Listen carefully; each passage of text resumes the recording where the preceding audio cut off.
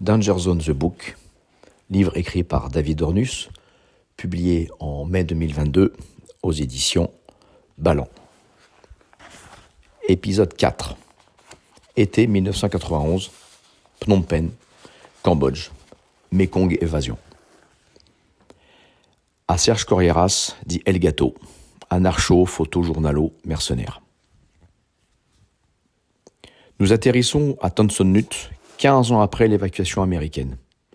À Saigon, la ville principale où les marsouins tenaient leur garnison, nous sommes transportés dans un bus du gouvernement jusqu'à un hôtel où nous sommes sous surveillance. Je suis fasciné et attiré par la ville. Le soir, au bar de l'hôtel, je rencontre un Australien. Il me propose de la découvrir avec lui. Nous sortons par la porte des cuisines, élons un cyclopousse. Nous nous engageons dans la rue Katina, aujourd'hui rue Dong Khoy, pour nous enfoncer dans les ruelles enfumées. Les odeurs de soupe vietnamienne ou de canard laqué emplissent mes narines. Jamais je n'aurais imaginé pouvoir vivre ça. Il fait chaud et moite. Je me saoule de ces odeurs de cardamone et de coriandre. Je m'abreuve de ces images. Je suis projeté dans mes lectures d'adolescent.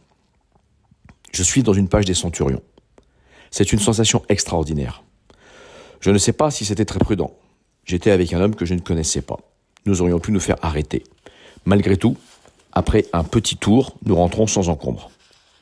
Le lendemain, le vol pour Phnom Penh nous emmène au-dessus de l'aéroport de Pochentong. À travers les hublots, j'aperçois une seule piste entourée de trous d'obus. Alors que l'avion entame sa descente pour se poser, je vois un homme nager dans un immense trou d'eau, couleur de boue. C'est un autre monde. Nous sommes attendus par l'équipe d'encadrement du chantier.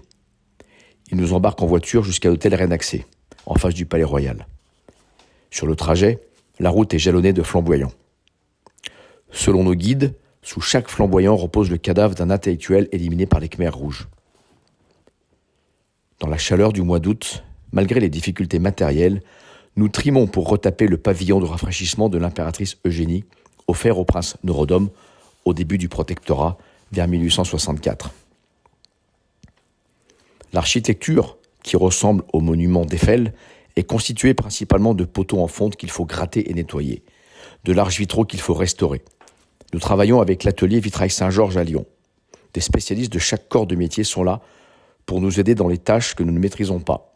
Peinture, plâtre, ciment, carrelage, enduit, vitrail. En un peu plus d'un mois, sous la houlette de Didier Réplin, nous avons réhabilité le pavillon.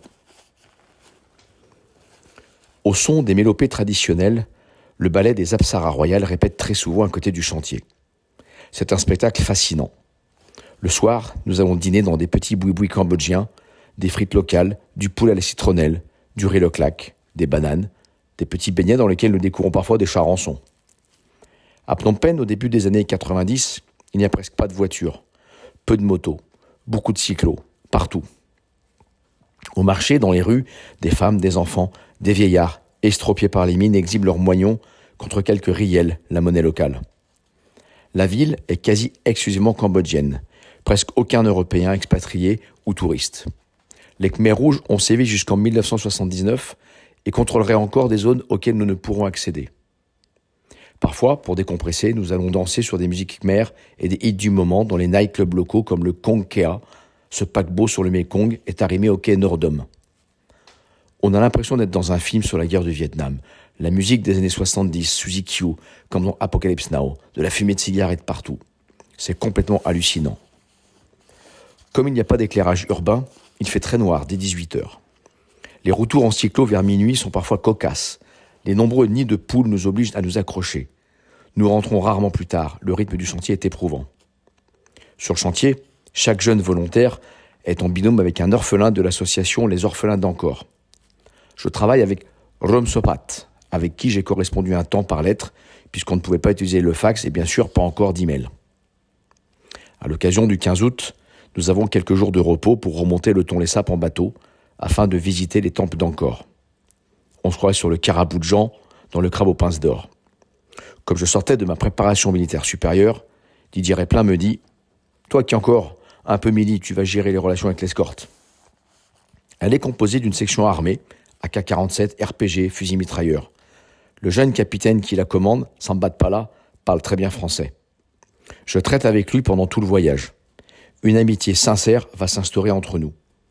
Elle dure toujours grâce à Internet. Je lui remets tous les jours la paye de l'escorte en argent liquide avec des liasses de 5 cm d'épaisseur. J'utilise mes compétences apprises lors de ma récente préparation militaire supérieure pour m'amuser à démonter les calaches et à faire l'inspection des armes. Sur le toit du poste de pilotage du cargo trône une M60 sur son trépied, bande engagée. Contre les pirates, me dit Pala, hilar. Après le Caraboudjan, c'est coq en stock.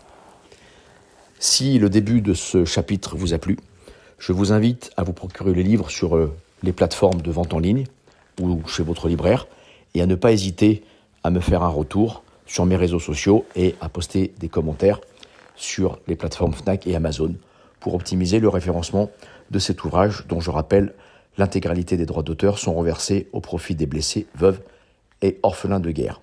Merci.